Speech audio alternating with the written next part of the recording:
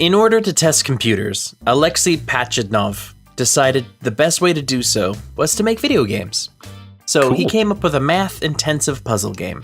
It ended up inadvertently testing the skill of all his coworkers in his building, in Moscow, and eventually the world. This is the history of Tetris. Oh, nice. I was thinking is this Tetris? He said math-intensive. I don't know how that would apply, but now I'm interested. Welcome to Press Start to Join, episode 155. I'm Josh. And I'm Alan. Tetris is usually what people think of when you say puzzle game. From its creation behind the Iron Curtain, this game is spread all over the world. Get comfortable, rotate 90 degrees. This is Tetris.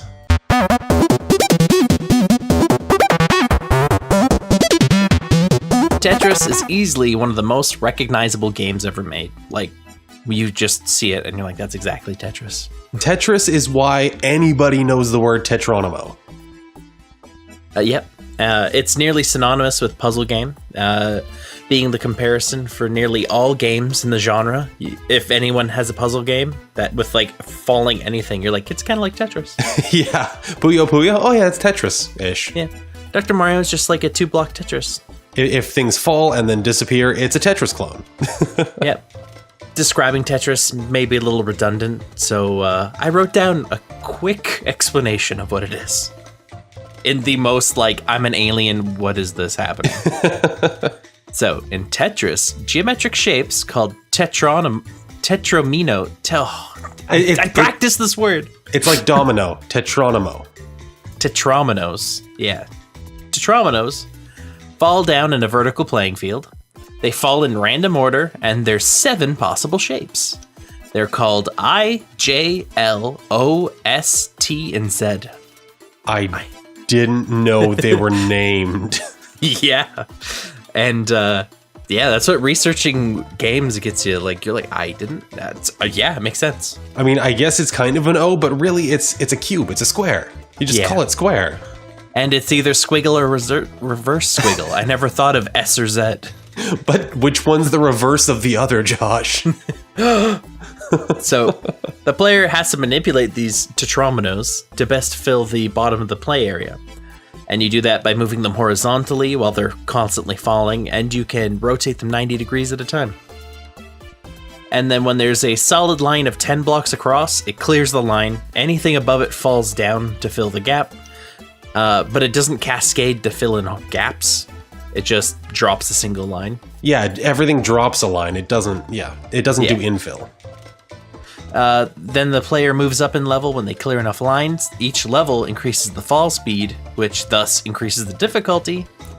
And the game will end when the pieces placed in the screen stack up and it prevents a new piece from dropping in. So every piece in the game is able to clear at least 2 lines. Only the I, J, and L are able to clear 3, and only the I can clear 4 lines. The master I block. And that is known as a Tetris. Yeah. There's been controversy between versions of Tetris. Really? One example of controversies is the super rotation system. I think the Tetris that came with the original Xbox, because I played it a lot because it was a dual disc where one side was Tetris and the flip side was the Attack of the Clones game. Nice. So you could spin the T, S, or Z pieces and they would snap into spots that would be usually too tight for them to just drop into. Oh, yeah. If a piece drops, you can immediately slide it into place even though it's touched down kind of thing. Similar. Well, these ones actually, you could, while rotating it, squeeze it through a gap. And it'll snap into place. I got you. Yeah, that does sound controversial for Tetris purists. It's not in the Master Tetris. The Master... What is the Master Tetris? Is it the Game Boy one? Because that's the one from which all others are wrought. There was a Tetris World Champion for tournaments, and I think it basically starts at speed 10. Oh, shit. I watched people play it on Games Done Quick or whatever. Oh, yeah. They speedrun anything, even Tetris. It's a good channel. So there's been many color schemes for the Tetrominoes. So I'll just talk about the first and the now modern colors. Okay. The original Tetris had a maroon I, a silver J, a purple L, a navy blue O, dark green S, brown T, and a teal Z, which is very weird to us now. The pieces actually had colors when it was first developed? It wasn't just like green on black? Well, the very, very first was a black screen with white ASCIIs. Okay. And then once it was actually graphics, then gotcha. Yeah, with the IBM. But each person who sort of released Tetris changed the color scheme.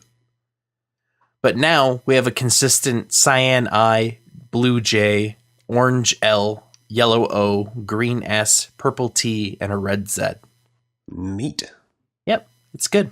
I can see it when I close my eyes. I can definitely see that red Z. I don't know why my brain picked that one out, but... Tetris goes all the way back to 1984. Alexey Pajitnov designed and programmed the game while he was working for the Drosten Computing Center of the Academy of Science of the USSR in Moscow. So he was tasked with a job to just test the capabilities of the new hardware. So he decided the best way was to make games. Benchmarking via slacking off. I like it. And he decided to make the first game based on one of his favorite games growing up. And that game consisted of pentominoes. But he felt those were too complicated. And there was also 12 different shapes of pentominoes. So he decided to break them down to tetrominoes. And there's only 7 of those shapes. So easier. The computer he was working on was an Electronica 60. The graphics were all text-based, and so everything's made of letter characters, ASCII, we were saying before. And after he was testing the game, Pajitnov soon realized that completing the first few lines filled the screen really quick. So he decided that once a line is complete, it would get deleted, and that's the start of the core Tetris gameplay. Oh yeah, I'll bet it never actually kept score back in those days. It was just for stressing the computer. Yeah, because like the original Tetris would... Because if you think of like an old computer program, it had to randomly generate these shapes, move them on a screen while keeping statistics of everything and also keeping the numbers random. So a lot for these things. That is true. So the game became very popular with his colleagues, his co-workers in the Academy of Sciences, Dmitry Pavlovsky and Vadim Gerasimov ported the game to be played on the IBM PC. So the name is from the Greek numerical prefix tetra because all the shapes contain 4 segments. Makes sense. And the is from Pajitnov's favorite game, tennis. It's not really how that works, but he's ESL, so okay. Yeah, Tetris. That's how he did it. I wonder what Russian for Tetris is, or for tennis, rather. I don't know. Something with a backwards R? Yeah, probably. So from the IBM port, the game's popularity skyrocketed and spread all over Moscow. So the PC port made its way to Budapest in Hungary. And that's where it was ported to various platforms, and it was, quotation fingers, discovered by the British software house Andromeda. And so Andromeda attempted to contact Pajitnov to secure the rights for the PC version. Okay. But the deal was already settled before they sold the rights to a company called Spectrum Holobyte. Oh. So they sold it before they got the rights. Whoops. So after failing to settle with Pajitnov, Andromeda just attempted to license it from the Hungarian programmers. Wait, really? Like, how would that even work? The programmers that found it are getting money by licensing it to the British. And the guy who actually made it doesn't get shit. Is in the Iron Curtain in Russia. Yes. Huh. Well, I mean, So, I guess it would be hard to sue for intellectual property when you live in a communist state. It was the Wild West in PC days. That is true, too. So, before legal rights were settled, Spectrum Holobyte IBM, the PC version of Tetris, contained background graphics of Russian scenes, like a cosmonaut sitting and looking at the world. Huh. And it was released in the United States in 1987. It became insanely popular. Computer Gaming World called it deceptively simple and insidiously addictive. Yeah, that's a good description of Tetris. Yeah. The licensing issues were sort of uncertain, but in 1987, Andromeda managed to obtain copyright licensing for the PC version and any other home computer version.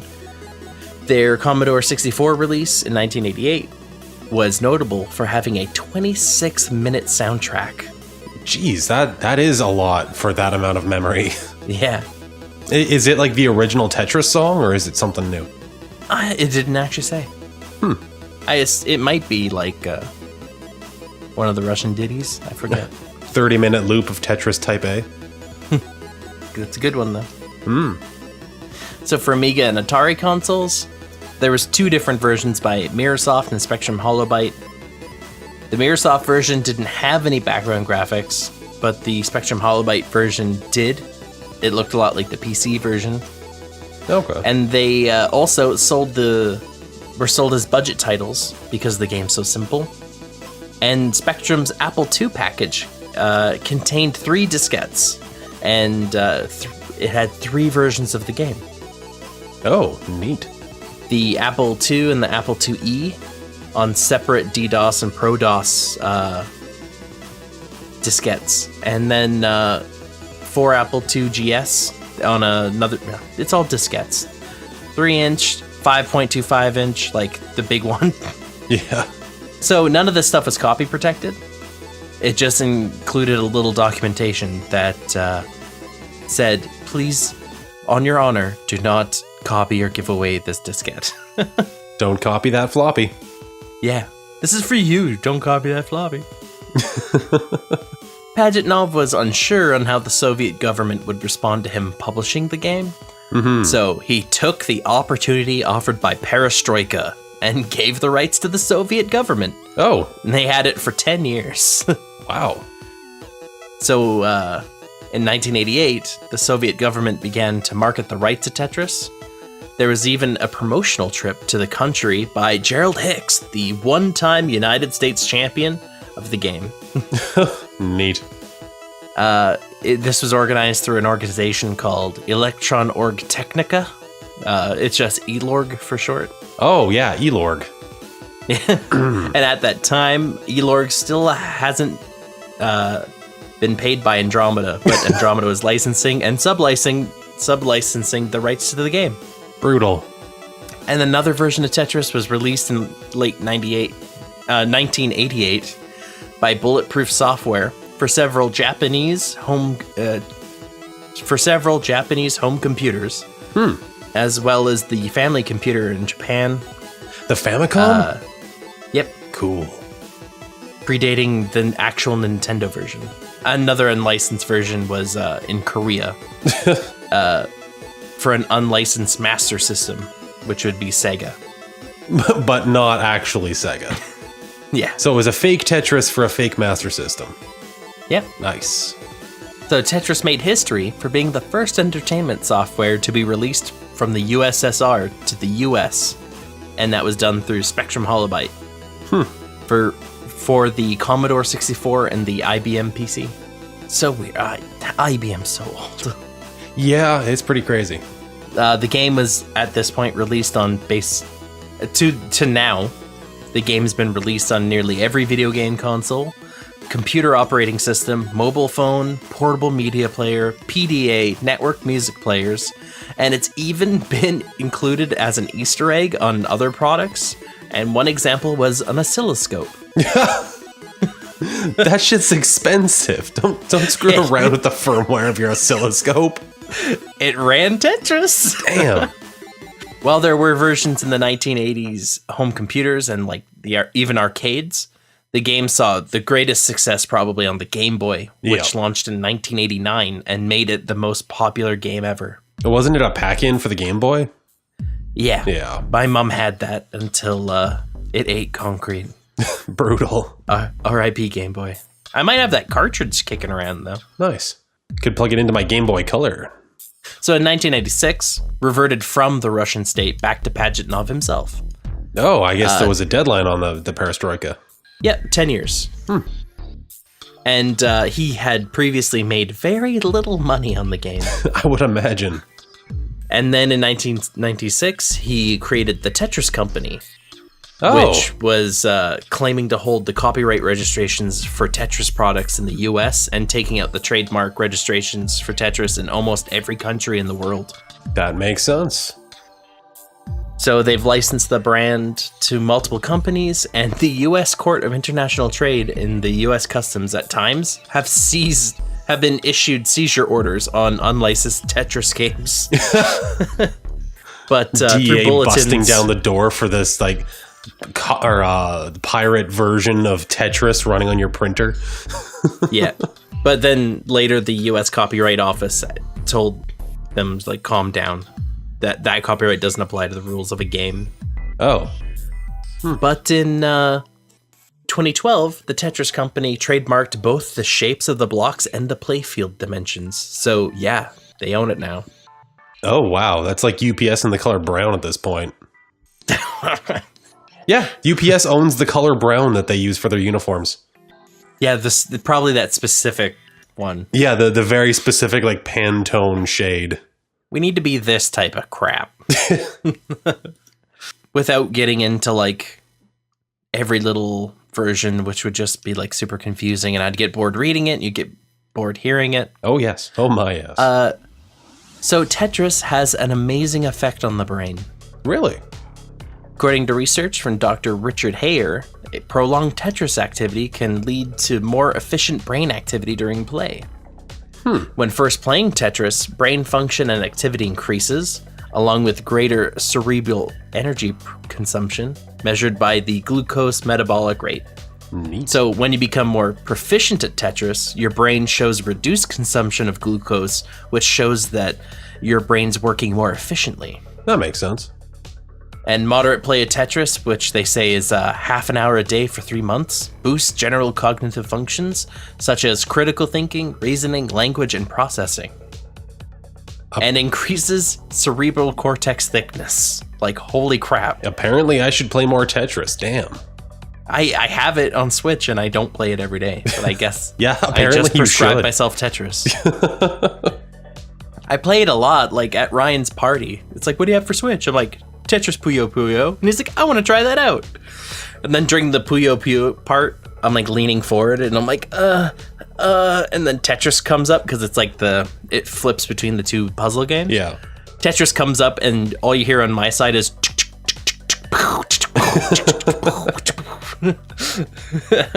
oh man. So tangents aside, Professor Jackie, oh damn it, the one name I didn't. So from Plymouth University's Cognition Institute, a PhD student conducted research that shows that playing Tetris could give a quick and manageable fix for people struggling to stick to diets or quit smoking and drinking. I guess it makes a solid distraction and gets your brain pumping. I guess, yeah, if you're craving, it gets your brain working on, like, just crunching numbers. Yeah. Helps out. Another notable effect, according to a Canadian study in 2013, playing Tetris has been found to treat older adolescents with amblyopia, which is also known as a lazy eye. Oh, interesting. It was better than patching the victim's eye while training the weaker eye. And Dr. Robert Hess of the research team said it's much better than patching. Much more enjoyable, it's faster, and seems to work better. It was also tested in the United Kingdom, so this experiment does seem to help children with the lazy eye problem. Huh. So the whole thing started with a game made to test and benchmark computers, Yeah. and it actually ends up improving the human brain. That's kind of insane. Yep. Because you're thinking ahead, you're also reacting quickly, and then with your eye, I guess you're focusing on the blocks. So you're focusing up, trailing it down, focusing up, trailing it down. Lots of little, focusing movements, keeping the eyes busy. Instead of like that poor kid that goes to school with an eye patch because they have a lazy eye. You know, I remember a few of those. I never saw any of those growing up. Really? Yeah. So, I wanted to do this little episode because Tetris is my all-time favorite puzzle game, and whenever I'm bored, it's the one I like to fall back on. It's a pretty cool game. Apparently, I need to play it more because sometimes I smart no good. Oh. Well, it'll help with decision making. Maybe I should. I don't know. So, the Electronica 60, if you were interested. I don't know what that is the computer he programmed the original Tetris on. Oh, crazy. It, word length is 16 bits. I don't know what that is. But the RAM was 8 kilobytes. Ooh, 8K RAM. Damn. Yeah, it was hardcore Soviet supercomputer. From 1984. Yeah. It was a microcomputer. Ooh, it could fit on a desk? It looks like it made a good desk. Oh, so that kind of microcomputer. It didn't take up a room microcomputer. It almost looks like it's supposed to go on a server rack. Okay. It could do 250,000 operations a second. Clearly. And I don't think we measure computers in operations per second anymore, so that's probably not good. We do kind of. If I recall, like when they were talking about the Xbox Scorpio, back when it was still known as Scorpio, they were talking about like teraflops and something like 6 or 12 teraflops. The flop part is like floating point operations per second. So that is more stressful, and also, I want to say 1 trillion of them. Well, it's, kilos 1,000, megas 1,000,000, gigas 1 trillion or 1 billion. So yeah, tera's 1 trillion. So it only a few trillion times faster than that computer nowadays. Yeah. All right, so that's my Tetris bit. Cool. If you're interested in more episodes like this, we do one at the end of every month. And you can be the first to know by following us on social media. We're on Facebook and Twitter and Instagram. I did that in levels of probably importance. Well, the Instagram's mostly like me just keeping active on Instagram. But you also did them in reverse order of activity. Because Instagram's definitely the most stuff. And I'm not a huge fan of Facebook, so I go on Twitter as much as possible. I try posting on Facebook, and we retweet stuff on Twitter. Yeah. We've also got... Yeah. No, go ahead. We've also got PS2JShow.com, which is arguably one of the best places to check out all of our stuff. We've got extra notes on the podcast posts. We've got comments section. Sometimes we've done little game reviews or write-ups on things. And we've also got ps2jshow.com/support, where you can check out how best to help us make more and better content. And if you are interested in more notes, being a Patreon supporter gives you access to all the notes we use, if we use notes that episode. Most episodes we do, basically everything except the variety episodes. There's going to be show notes up on the Patreon. Yep. Also on the Patreon is our monthly State of the podcast, where we go behind the scenes and talk about stuff we're thinking of doing, stuff we're thinking of changing. We ask anybody who's subscribing on Patreon for feedback on future plans, all that kind of stuff. Yeah, sometimes we'll ask a question on Patreon and then later go to Twitter, but the Patreon has more weight with us. Also, sometimes we ask a question on Patreon and then mean to go to Twitter and forget to go to Twitter and just go ahead with the decision anyway. Yeah. So It worked out. We don't mean to leave people out. We're just stupid sometimes. It happens.